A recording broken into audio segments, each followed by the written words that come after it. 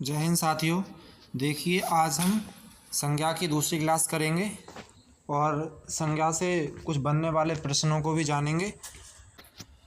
देखिए, भाववाचक संज्ञा से जातिवाचक संज्ञा को कैसे बनाएंगे। ठीक, भाववाचक संज्ञा जो होती है भैया हमारी सदैव एक वचन में होती है। आप सबको पता होगा भाववाचक संज्ञा हमारी सदैव एक वचन में होती है, लेकिन अगर ये बहुवचन में हो जाए, सदैव एक वचन में होती है तो भाववाचक संज्ञा होती है, लेकिन अगर ये बहुवचन में हो जाए तो फिर क्या होता है, ये संज्ञा भाववाचक से जातिवाचक संज्ञा में परिवर्तित हो जाती है। ठीक है, जातिवाचक में परिवर्तित हो जाती है। कब? जब ये बहुवचन बन जाएगी तब। देखते हैं कैसे, एग्जाम्पल के माध्यम से। जैसे मैंने कहा आपसे, इस कक्षा में अलग अलग ऊंचाइयों के छात्र हैं। हमको पता ऊंचाई, मैंने पिछली क्लास में पढ़ाया आपके लिए ऊंचाई। ऊंचाई एक भाववाचक संज्ञा है। क्यों? क्योंकि ऊंचाई को हम छू नहीं सकते। भाव है भैया, मन का भाव है, उसको छू लोगे क्या? तो ऊंचाई क्या है? भाववाचक संज्ञा है। लेकिन ऊंचाइयाँ, ऊंचाइयों, समझ में आ रहा है आपको? क्या हुआ, ये बहुवचन बन गया। तो इसलिए अब ये क्या बन गया, ये भाववाचक संज्ञा नहीं रहा, अब ये बहुवचन बन गया, ये बन गया जातिवाचक संज्ञा। ठीक है, ऊंचाई भाववाचक संज्ञा है, लेकिन ऊंचाइयाँ जातिवाचक संज्ञा है।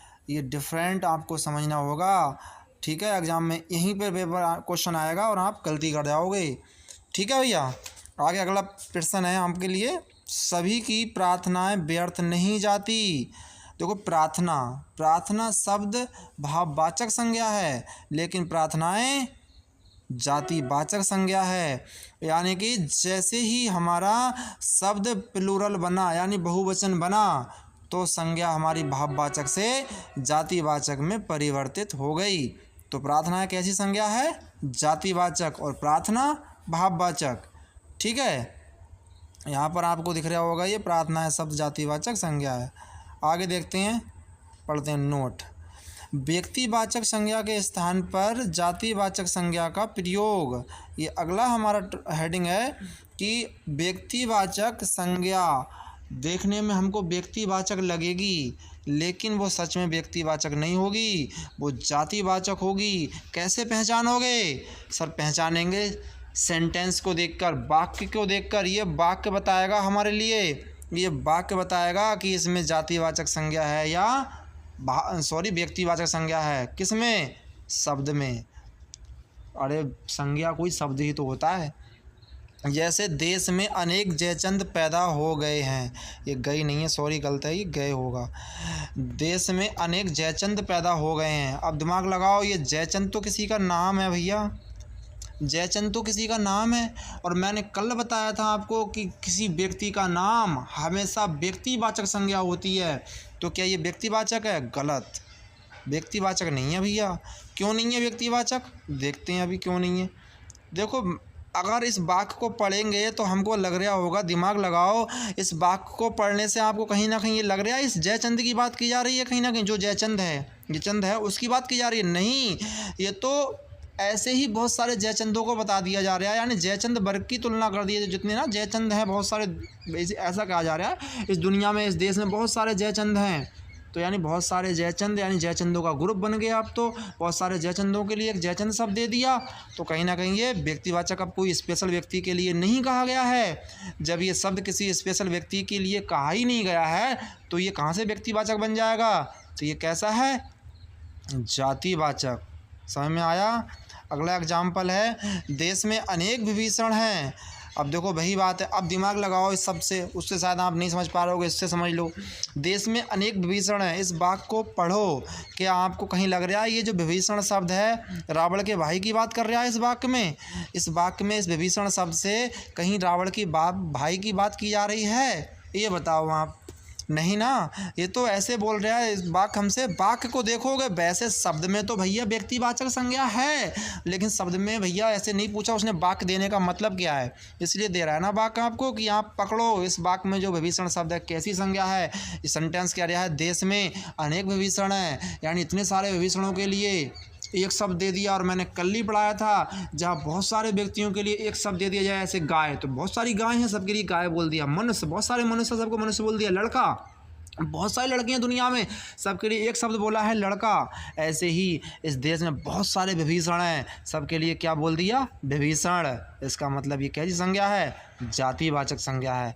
ये चीज़ आपको समझनी पड़ेगी, और यहीं से क्वेश्चन आते हैं और हमारे लिए समझ में नहीं आते और हम गलत कर देते हैं उनके लिए।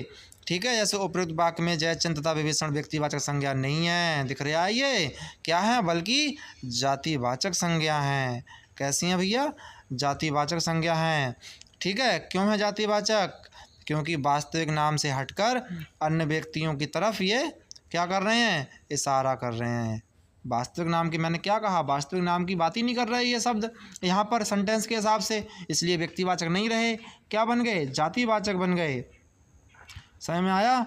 जातिवाचक संज्ञा के स्थान पर व्यक्तिवाचक संज्ञा का प्रयोग, ही हमारा अगला हेडिंग है भैया। ठीक है, अगला हमारा यहाँ से हेडिंग आ रहा है जातिवाचक संज्ञा के स्थान पर व्यक्तिवाचक संज्ञा का प्रयोग। आप देखेंगे एग्जाम्पल से, नेताजी ने आज़ाद हिंद फौज की स्थापना की। आइए इस बात को समझते हैं।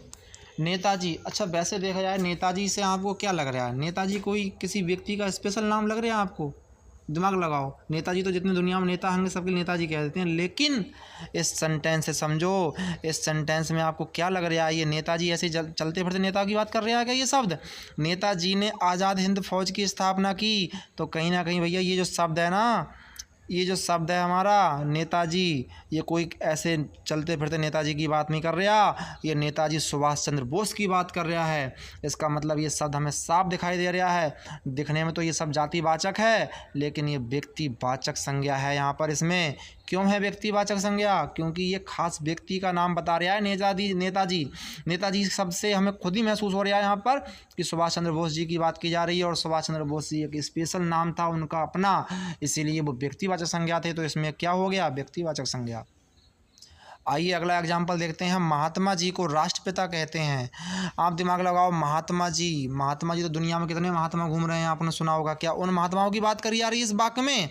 नहीं, इस वाक्य को पढ़ो और हमें साफ लग रहा होगा ये महात्मा जी से हमें कहीं ना कहीं महात्मा गांधी जी के बारे में बताया जा रहा है।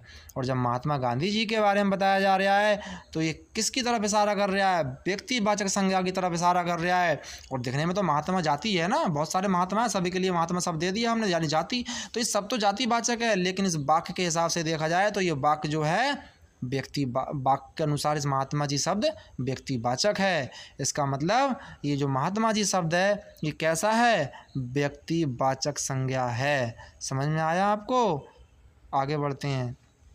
भाववाचक संज्ञा का निर्माण देखते हैं भैया। भाववाचक संज्ञा का निर्माण कैसे कैसे होता है? तो यानी कि हमने यहाँ पर देखने को मिलेगा भाववाचक संज्ञाएं, ठीक है, शब्द के अंत में प्रत्यय लगाकर बनाई जाती हैं। ठीक है, और ये 5 प्रकार से बनाई जाती हैं। भाववाचक संज्ञाओं को हम 5 प्रकार से बना सकते हैं शब्द के अंत में प्रत्यय लगाकर। किस किस शब्द के अंत में प्रत्यय लगाएंगे वही तो आगे जानेंगे हम। आइए सीखते हैं। सबसे पहले हम जानते हैं जातिवाचक संज्ञा के द्वारा, यानी जितनी भी जातिवाचक संज्ञाएं हैं जो हमने अभी तक संज्ञाएं पढ़ी, जातिवाचक कौन कौन सी पढ़ी थी हमने? थोड़ा रिवाइज करो फटाफट। जाति मतलब किसी भी चीज़ की एक जाति बता दी। जैसे मैंने बोला लड़का, तो जितने लड़के हैं सबकी एक जाति है लड़का। लड़की लड़की, गाय भैंस, पुस्तक, पंखा, कुर्सी, मेज, ये सब क्या है? जाति है। तो ऐसी जातिवाचक संज्ञा के अंत में हम लगाएंगे प्रत्यय और वो संज्ञा बना देंगे हम फिर भाववाचक। जैसे महात्मा, मैंने कहा था, अभी बता रहा था मैं, महात्मा, इतनी दुनिया महात्मा घूम रहे हैं, सबके लिए क्या नाम दे दिया? महात्मा नाम दे दिया। तो महात्मा जातिवाचक संज्ञा है, ठीक है। लेकिन जो सेंटेंस पढ़ा था हमने पीछे, वो महात्मा शब्द गांधी जी के लिए बोला था, इसलिए वो व्यक्तिवाचक था। यहाँ पर महात्मा में क्या लग गया? प्रत्यय, या प्रत्यय लगा है, इसलिए क्या बन गया? ये महात्म्य। महात्म्य ये कौन सी संज्ञा है? भाववाचक। बचपन कैसी है? भाववाचक। लड़का, लड़का में प्रत्यय लग गया लड़कपन। पुरुष में लग गया तो पुरुषत्व, स्त्री में तो स्त्रीत्व, मानव में मानवता। ये सब कैसे बन गई? ये सब की सब भैया हमारी भाववाचक संज्ञा बन गई। मैं आपसे, भाववाचक संज्ञा क्या मतलब है? मन का भाव है भैया, ये मन का भाव, इसको छू नहीं सकते हम, टच नहीं कर सकते, वो सब भाववाचक संज्ञा है। अपने आप में स्पेशल किसी चीज़ का बोध कराएं, इनके आगे दूसरी संज्ञा नहीं लिख पाएँ, समझ लो ये भाववाचक संज्ञा है। यही पहचान है इसकी। मैंने कहा लड़कपन को लेके आओ बुला के, बुला लाओगे? मैंने कहा लड़कपन को उठा के बैठा लो। क्या अरे भैया कहो क्या लड़का को उठा के बैठा सकते हैं, लड़कपन को बैठा दोगे? मैं कहूँगा 50 ग्राम मानवता लेके आई हो, कहाँ से ले आओगे? मानवता छू लोगे क्या? ये महसूस कर सकते हो, यही तो भाववाचक संज्ञा है। लेकिन मानव, मैं कहूँगा मानव को तो ये मानव तो मानव, मनुष्य के लिए तो मानव कहते हैं, मानव को ले आओ, मानव नाम भी होता है वैसे। ठीक है, मैंने कहा लड़के को बुला के लेके आओ, तो लड़के को पकड़ लोगे, बुला लोगे, बैठा दोगे, लड़के को सब कुछ कर दोगे, तो लड़का क्या है? भाववाचक नहीं है, वो जातिवाचक है। लेकिन लड़कपन भाव है।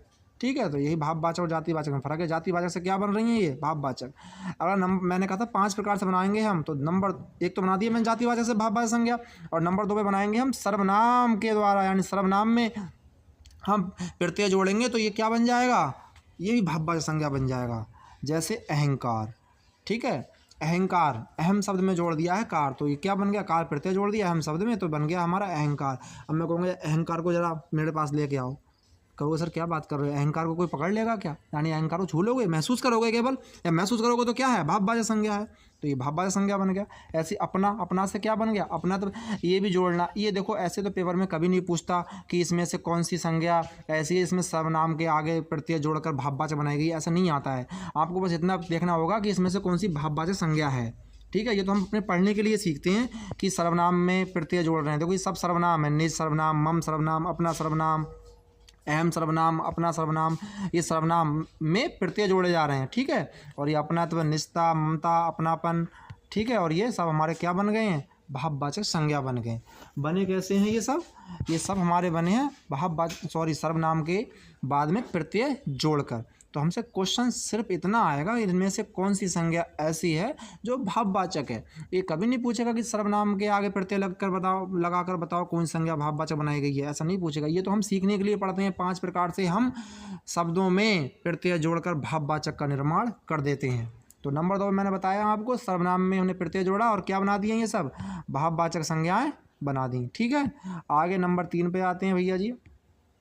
नंबर 3 पे विशेषण के द्वारा, यानी विशेषण शब्द को उठाएंगे, उसमें प्रत्यय लगाएंगे और क्या बना देंगे? भाववाचक संज्ञा। जैसे मैंने विशेषण ये दिखाई दे रहा है आपको, बुढ़ापा। बुढ़ापा क्या है? एक भाव है बुढ़ापा। मैं कहूँ बुढ़ापे को लेके आओ, बुढ़ापे को 50 ग्राम बुढ़ापा ले आओ। कहाँ से लाओ? बुढ़ापा को छू लोगे, महसूस कर लोगे केवल, तो बुढ़ापा केवल भाववाचक संज्ञा है। अब ऐसा कैसे होता है? बुढ़ापा आदमी नहीं, बूढ़ा आदमी। क्या कहोगे? बूढ़ा आदमी। तो आदमी का विशेषण क्या है? बूढ़ा, और उस बूढ़े शब्द में लगा है पा प्रत्यय, तो क्या बन गया? बुढ़ापा। यानी बूढ़ा विशेषण था, उसमें पा प्रत्यय लगाया और हमने एक शब्द का निर्माण कर दिया भाववाचक संज्ञा का, जो कि क्या बन गया? बुढ़ापा। ठीक है, ऐसे यहाँ पर सुंदर्य, सौंदर्य, और सौंदर्य किस में जोड़ा है? सुंदर में। सुंदर में प्रत्यय जोड़ दिया हमने या, तो क्या बन गया? सौंदर्य। समझ में आया आपको? तो सौंदर्य भी, सुंदर क्या है? विशेषण है। सुंदर आदमी, सुंदर मेज, सुंदर लड़का, तो सुंदर तो विशेषण है। ये विशेषण ही तो विशेषण के द्वारा तो बन रहे हैं, विशेषण में जोड़ दिया प्रत्यय या, और ये क्या बन गया? सौंदर्य। ऐसी दुर्बल, दुर्बल आदमी, दुर्बल पेड़, दुर्बल मकान, दुर्बल कुर्सी, दुर्बल लड़का, तो ये क्या? दुर्बल विशेषण है, लेकिन दौर्बल्य संज्ञा है। कैसी? भाववाचक संज्ञा। अब मैं कहूँगा दौर्बल्य लड़का, ऐसा कहीं सुना आपने? गलत हो जाएगा। दुर्बल लड़का, दुर्बल आदमी, तो दुर्बल विशेषण है लेकिन दौर्बल्य संज्ञा है। कैसी? भाववाचक। जैसे लघु, लघु से लाघव बना। ईमानदार, ईमानदार विशेषण है, ईमानदार से ईमानदारी बना। समझ में आया? तो ईमानदारी हमारी क्या है? संज्ञा इत्यादि। नंबर 4 पे आएंगे भैया, क्रिया के द्वारा।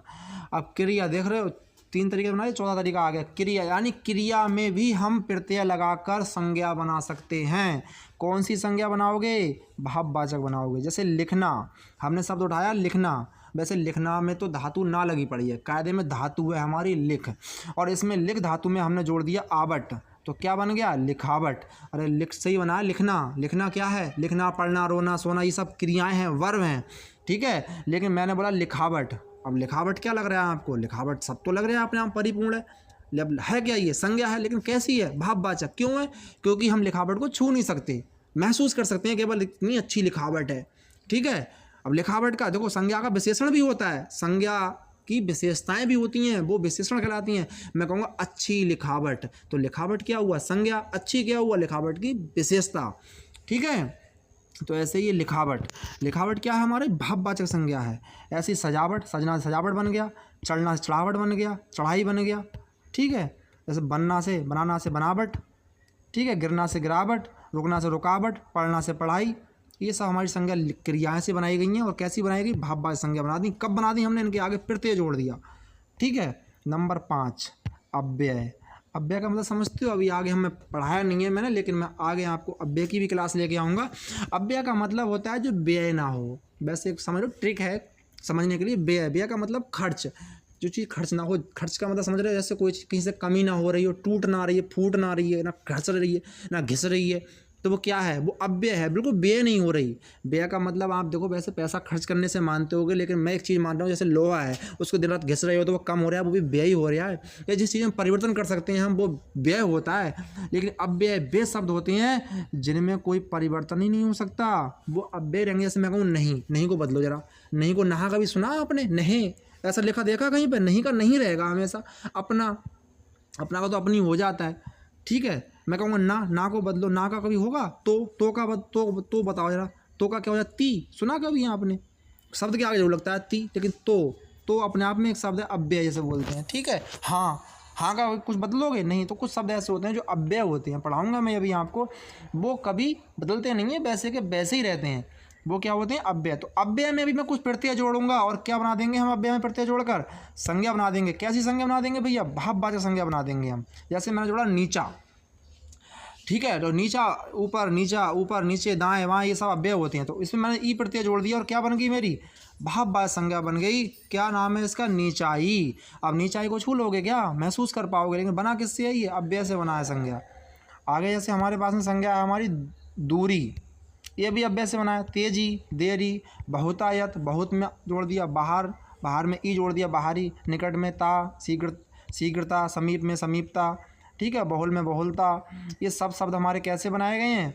ये अव्यय में प्रत्यय जोड़ के बनाए गए हैं। देर में ई प्रत्यय जोड़ दिया, देरी बन गया। तेज में ई जोड़े, तेजी बन गया। ऐसे सब ये शब्द हमारे शब्द अव्यय थे, और अव्यय में हमने प्रत्यय जोड़ा है। बहुत है तो बहुत में आयत जोड़ दिया, तो क्या बन गया? बहुतायत। समझ में आ रहा है? तो ये शब्द हमारे सब हमने अव्यय में प्रत्यय जोड़कर क्या बना दिए? भाववाचक संज्ञा का निर्माण कर दिया। और ये शब्द आप बाहरी शब्द एक संज्ञा है। ठीक है। तो और ऐसे ही समीपता क्या है? एक संज्ञा है। समझ में आ रहा है? और ये शब्द सब हमारे भाववाचक संज्ञा है।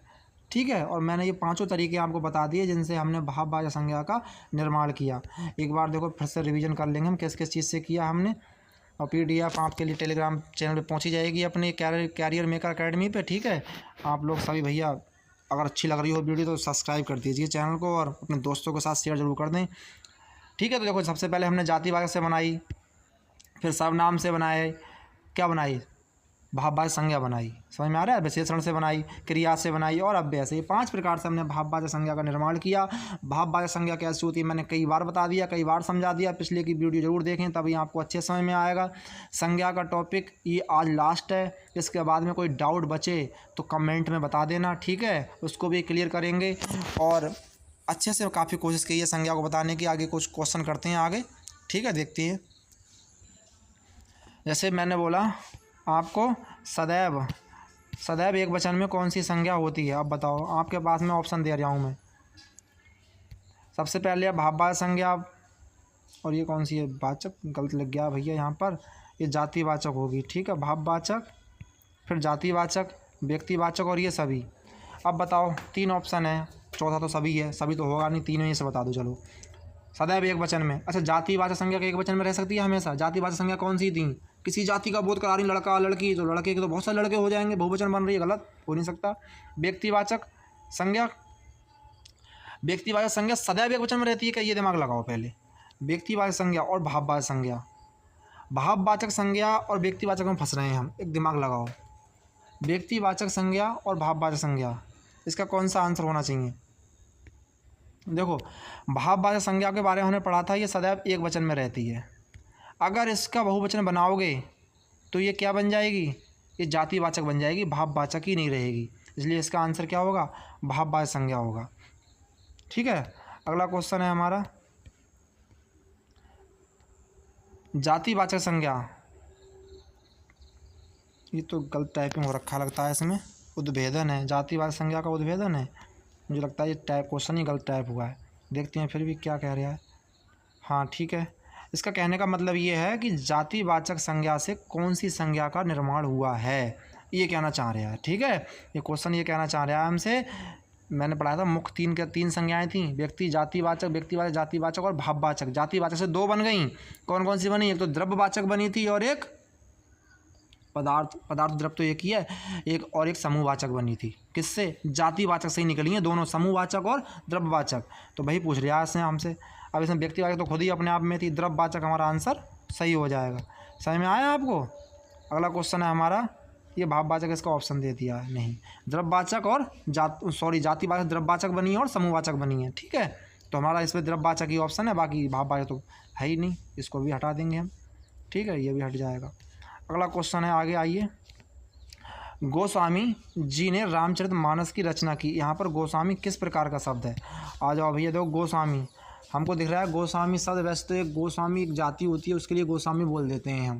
ठीक है, जैसे पंडित, गोस्वामी, ये सब जातियाँ होती हैं, इस सब के लिए बोलते हैं।